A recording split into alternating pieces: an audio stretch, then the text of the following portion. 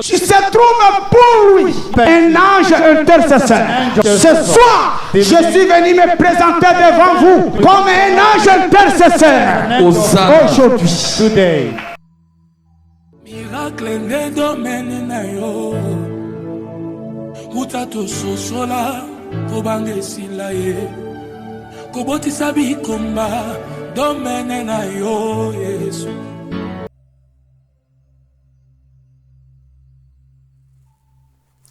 Bien-aimés dans le Seigneur, je vous salue tous au nom de notre Père, le prophète messager Emmanuel Dodi. Que Dieu vous bénisse.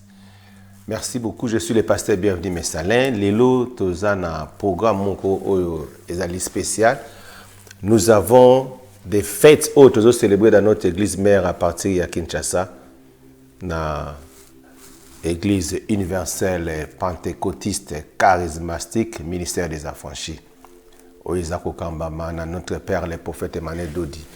Alors, fête oyo tozo célébrer les 10 ezali fête ya acclamation ou ya trompette. Alors, on a invité bandeko boya ebele. Nazana ba vidéo mo na laksawa. Oyibi ke nazoka moi passer paiement mawa. Pona oloba magamu sus. Ba vidéo lo ezaki déjà eloba. Ba miko eleka ki na vandi. Dans mon vidéo monde comment banalo ba kamobo concernant notre église na bina landa ezaki na TikTok na Koti Boye Nathalie bon na mona pe eloko mabalo bakité mais esengai que avant okota na TikTok on il faut na compte na TikTok bon na fungola kaka bongo ka ndengwana na fungoli esali que moi compte me fungwami mais na kipaki yango te. Quelques heures après, avant d'abonner la bossali, ah, namoni moi bakomola na so 180 peut-être na chaika photo ya église. Na tena do makambo do nsenga fona kota na koti na changer photo. Bien aimé. Donc na sali pas même 3 semaines na TikTok na koti batu na comme na plus ou moins 10 000 viewers. Oh donc na zoleka ba 10 000 viewers, pas même un mois. Donc na succès moko na zui na kata TikTok oyo donc et ça li que te na la sabino na nous pone sibo ya oluba soki ndeni ni bon na la sabino vidéo mo bona zonge la makambo na zana besoin na loba parce que ça vraiment très important. Alors see you after those videos. Thank you. On y va tous ensemble. Après on va remettre la place à Papillon et puis sauf m'aider pasteur qui dit quand même. On va les laisser en bas d'abord. Ayez, Seigneur. On va tapoter le lac de la famille, on y va tous ensemble. C'est quoi ça la famille? On veut me faire quoi là? Go!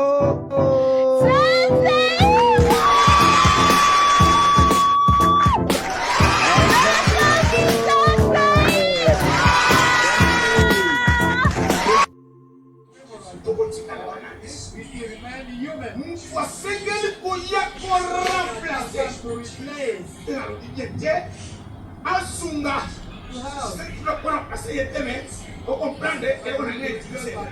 Parce que nous avons construit la mission. On a utilisé les lignes. Good manners.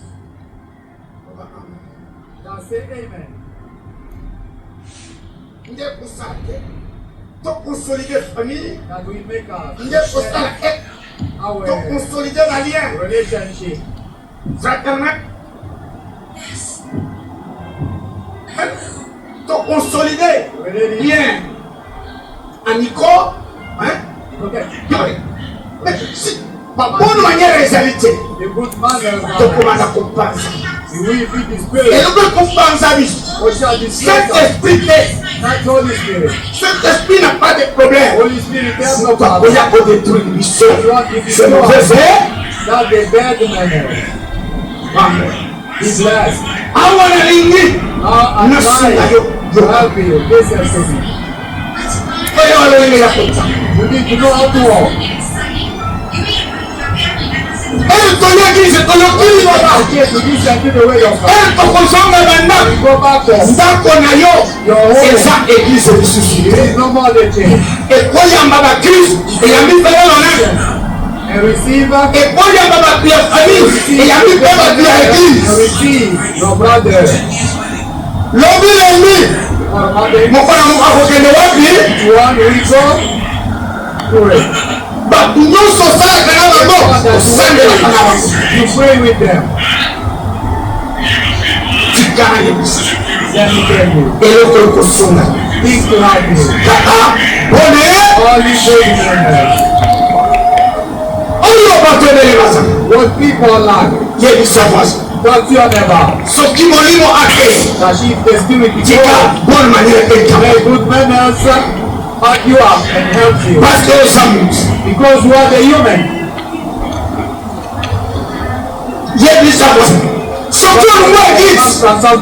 If you live bonne manière. make good manners. Et quand la manière be a blessing to you, having a place in your life. Parce que nous n'avons Because home, église de Satan. there is no change. Peut-être qu'on est au sein de la camp pour aller à la And your husband. Alors, au sein de la camp pour moi, si la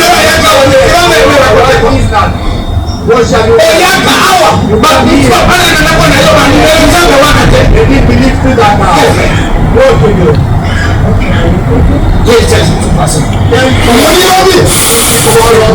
We go to it. Pastor Apollo, tomorrow we go to it.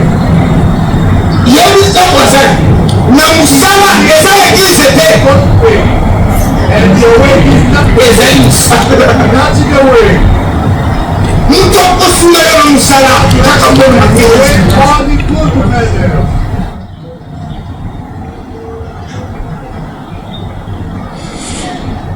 Est-ce qu'on peut faire ouais? It's going to be good there. You understand what I mean? Now we are Christian and brothers. Neighbors. Instead, where are we? Each one goes to what about tomorrow? Where we will be? And the Spirit gives us a good manners. A good manners is coming.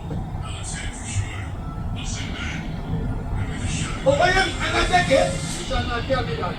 Papa Sele akandi mari akamushia makolonguru kesake kiti. Omona osela sa musafu.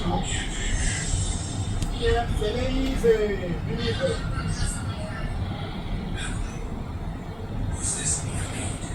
Awa. Yeah.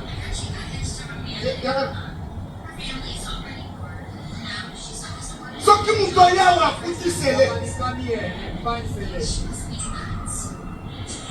Akoba nikende Sele asamu sa makabana. Sele is the one that Awa.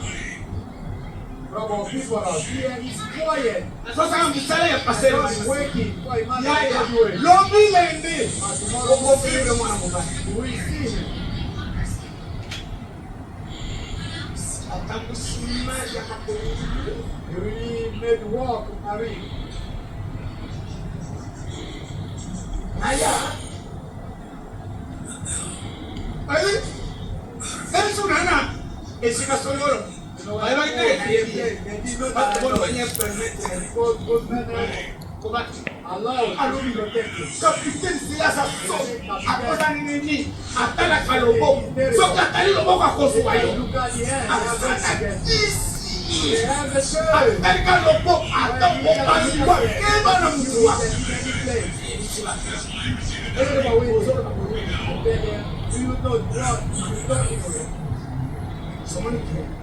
awa c'est là alaka elongi ya musa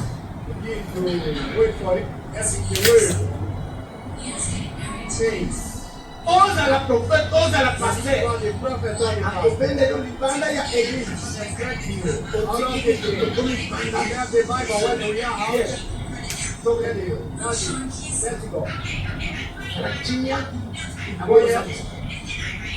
I don't want to hurt you. yo penanda And you also Welcome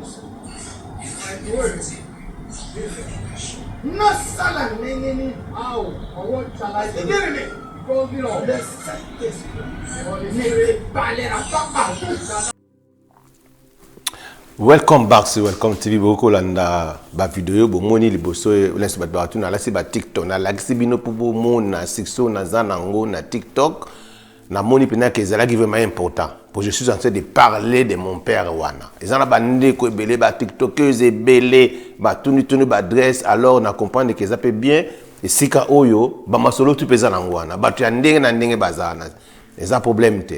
Et deuxième problème eza que non na l'axibino vidéo wana parce que faina bon toujours continuer car na ba bonne manière o ndenge musakola zo lobela biso bomoni ndenge capitaine Sele ndenge balaxi wana faina lobela masolo na elelo mais ezana urgence moko yé et puis singa passi et c'est ka rifuna lo bon parce que si on est en train de laisser des choses karaboye tobima bienté. Alors, le nom de notre Père au béba.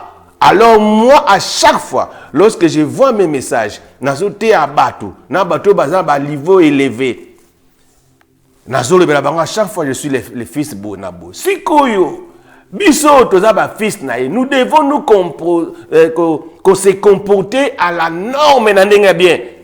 Tu peux être un bon parler, un bon prière, mais ce qui ozana makambu ya mabe obabi ba bonne manière wana nde kabola rabatu ezaka apena ba bonne manière te soko za muyibi et bibi ça rappelle réputation ya papa la biso oh pasteur lobi muyibi oui muyibi ici na fulam awa eza koto ba za musika te na place naza on a arrêté un prêtre accueilli à Sambi botulanga pona nino l'avait arrêté. Il y a 200 livres au ESA équivalent à $300 bloma bongo. Mbongo wana zo ka ndenge nini alobi ezali ke balobi ke eza mbongo a utiliser ki pour na transport. A utiliser ki mbongo na pour na transport. Alors on l'a arrêté ba mimi liboso ya juge ba condamné na 2 ans suspended sentence. Donc ba 2 ans ba tie na 2 ans que akoko sala likamu moko lisusu te o ya sali soka sali loko mo susu ata ya mabe ata ndenge nini bakangi akebeta 2 ans de prison na oyo batikeli yango likolo ya 200 livres o ezamba $300 siko yo oyibaka combien ye tozolanda prier na olanda prier monele ko tininga na loba masolo parce que lobby na prière hier. Le prophète est en train de parler. Le il y a des serviteurs au besoin de l'église pour escroquer. Oh, dossier dossier bela. Nazala dossier oh musakola bouya. Na loba yango laisse bat baro lobo te. Omoni pasteur je suis en train de mettre en garde. Bino bato boza peblo biso tout. Oh toza pembe na musakoli. Il faut se comporter bien. Na ba bonne manière na biso, na ba caractère na biso. J'ai vu les prophètes en train de parler dans l'église. J'étais à Kim. A boyi batu na poto, basa la business na batu à Kinshasa parce que baza sériété. Ayeba ga ndenge nini. Na lobi na bino ke prophète azanzame, prophète azoyamba batu tout, ezala za muyibi, ezala za ndoki aroyamba yo, mais tozo boya ke bino bozo kima. Tant boko kima bolobi ke ote prophète bona boy puta bino moko ba miyibi bino moko bandoki bino moko makama bebo zanango na lo ba dosso na zanango sikoya frère moko l'église frère wana a ça la faire na ser na Londres omoni ba biloko bisiko bat balinga ba na zolo ba yango po na zolinga na tika parce que ezo ya mabe po bazo risquer ba okanga frère wana église. Nous avons le capitaine Sele, si vous moninga n'est pas yé, à Kangi, si vous frère wana tom, abimise na libose église, je suis en train de le dire pour na quoi empêcher le ko salama. Pour na frère wana pas banga. Prochainement, na funda yé pas ya po. Et d'ailleurs, ngai soki muto senga service. Na loba ngo église senga service, na ko sala service na direct. Il faut notre père azala au courant. Muto no surtout azo senga au service. Ce qui papa zo couranté donc ça eloko mabe Bolinga biloko wanate, je suis en train de parler à tout le monde na mokili mobimba, tous les affranchis. Nous sommes une église universelle, oh église auto célébrer banteke, oh église auto a besoin de témoignage. Ya papa na biso bebate likolo ya kimuyibi na bino. Comme moi je suis ici na kati mboko. Père a pesi nga responsabilité na église o. Siko ngana bana ko siko ka batu. Na pesi bino exemple que on avait arrêté un prêtre likolo à $200. Yo, ozo yiba mbongo ya mutu. On te donne un business, nazoloba business ba pesi yo. Oh 4 mois au fait ça mbongo et ça vole. Quelle explication tu vas donner? Et moi si amoni moyen te aye bisanga. Aye bisinga. Na oki mawa na posa olela. Et na bengi frère, je lui ai parlé na ndenge ya solo na nenga mukete. Ah na lobi na TV parce que na ngi ba tuba yeba que omoni ba volero bazoya ba volero ya l'église à réveil. O bazoya pembeni ya pasteur. Ce sont des voleurs, des aventuriers, des ndoki. Nemo kana frère Caleb nenga zalaki. Ba ninga na ba zape kawana. On me parlait de ça. Ba ninga na ba tikali pe kawana. Vous êtes en train d'embrouiller notre père. Lui il est venu pour délivrer les captifs. Omoni ngane na ali aller sur peut-être bozolo ba ote passer te. Omoni nga nazalo kola mutayi de pes. Bato aide ko leka kutu bango bato aide pes. Président Félix akosa ane mabe ndenge nini pa na bango za mabete. To moni ngwati. Président Félix ba nommé président Sénat. Bato aide pes bakena bato na bango ba yebi ke non ba ko chamutu na biso aide pes bonabo. Président Félix nazo yebi sabino lensu bino boye barate. Aza pe na chef ninga na yebi chef na ye. Ana chef na ye. Asala musa na yepe très bien. Akodi ndenge ba yokala na chef na ye. Ba yokani na bango. Ba yokani ba bike te mutu yoko cha e ozala sama lukombe. Président Félix a décidé à tcheye.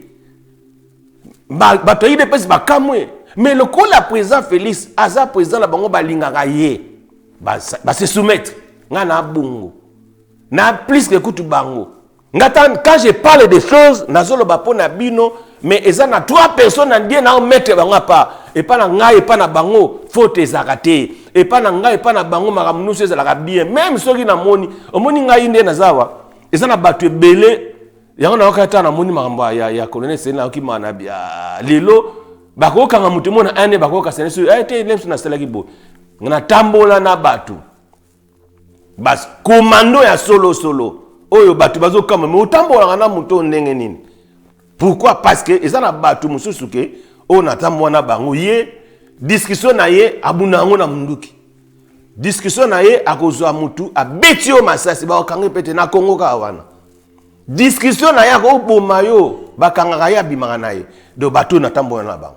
Eza na ba réunion musu do kena na réunion mo na mukonzi place mukonzi mo boto ko taboye ye na portable ne azaka na munduki ne na tennis civil na munduki ne na privé. To kota basengi atika téléphone. Atalika mutango boye aleki akoti sans téléphone ngana yebisi mutu wana na litoyi na biye akokotika téléphone teza sécurité na ye loba ne peka atika munduki azalango tango mutu wana talibo atiki na yebiso ke na sala tout na bima na milieu wana mena kokoro bimate. Lorsque j'ai appris, j'ai vu que les prophètes azana do et puis et sali ke na kangama na ye ezana tina. Parce que j'aimerais que na batuba mona ke na sana kati ya ministère oyo mosakola zo banga nzambe na lingina za na milieu bakambo ba politique wana te. Na lingina za na milieu bato wana te. On est toujours ensemble. Na tina bango ba prière, na tina ba message, ba yebi. Mais ce que je suis en train de ozo salanga passer que dans nos églises aujourd'hui que tozo mona ba kuluna na kati. Tozo mona ba comédien na kati. Tozo mona ba miyibi na kati biso siko tozo sambwa. Tant biso tozo sambwa, tozo bebisa lokumu ya père na biso. Alors to boyi biloko wana. Alors je suis en train de mettre en garde toutes les personnes. Ce qu'on soit un esprit ya ko esko karabatu. L'église, en tout cas, luka ndeni no bima no malembe et puis ta obima ko luka teke oya ko tia batu mal à l'aise. Bova na ba réunion que boss et la rabatu likita. Tala, moi je suis défenseur. Je suis là pour mon père. Na ebisi bino ke omoni tonga azanga na besoin singa soka nga tongeloko. Nga na asinga na lemba nanga mais je suis attaché na fils o ezatonga. Donc cela veut dire et si kano soutengezo kota nga pena kota. Siko tonga singa ndenge zana. Tonga soke toboli mutulo boke e bimisi makila. Singa aosala eloko te akoloba rien parce que ça ka attaché na. Force n'est pas tonga.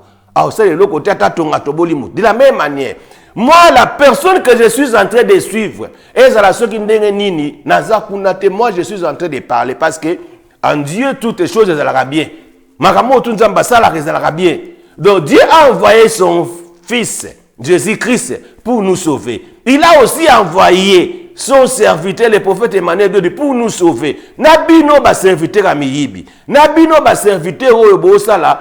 Bozo de ce qui n'a lobby en lelo, na yebi ke batte belé musupi ba gomona mabe. Mais moi na kunate.